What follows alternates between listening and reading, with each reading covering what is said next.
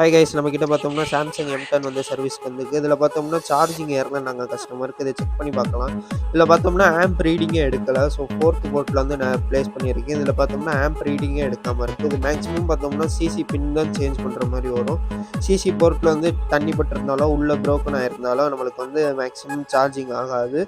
So எல்லாமே ringer set எல்லாமே open பண்ணிட்டு சப்போர்டு மட்டும் தனியாக எடுத்துடலாம். ஸோ சப்போர்டு நம்ம சேஞ்ச் பண்ண தேவையில்ல, பின் போர்ட்டு மட்டும் நம்ம சேஞ்ச் பண்ணிக்கலாம். ஸோ இது ஆல்ரெடி நம்மளுக்கு போர்ட் வந்து சேஞ்ச் பண்ணியிருக்காங்க. ஸோ அதனால் பார்த்தோம்னா ட்ராக் வந்து 4 ட்ராக் வந்து கட் ஆகிருக்கு. ஸோ இதனால் நோ ப்ராப்ளம், ஒன்றும் இல்லை. நம்ம ஜம்பர் மட்டும் நம்ம அடிச்சுக்கலாம். ஸோ ஜம்பர் இல்லாமல் நம்ம ரீப்ளேஸ் பண்ணோம்னா என்ன இஷ்யூ வரும் பார்த்தோம்னா, நம்ம கம்ப்யூட்டரில் இருந்து ஃபோனுக்கு வந்து டேட்டாஸ் வந்து ட்ரான்ஸ்ஃபர் ஆகும். ஸோ நாளை அப்புறம் சாஃப்ட்வேர் ஒர்க் பண்ணாலும் நம்மளுக்கு வந்து ட்ரான்ஸ்ஃபர் ஆகாது. ஸோ அதனால் நம்ம ஜம்பர் அடிச்சு விட்டாச்சு. ஸோ இது பார்த்தோம்னா சார்ஜிங் பர்ஃபெக்டாக ஆகுது.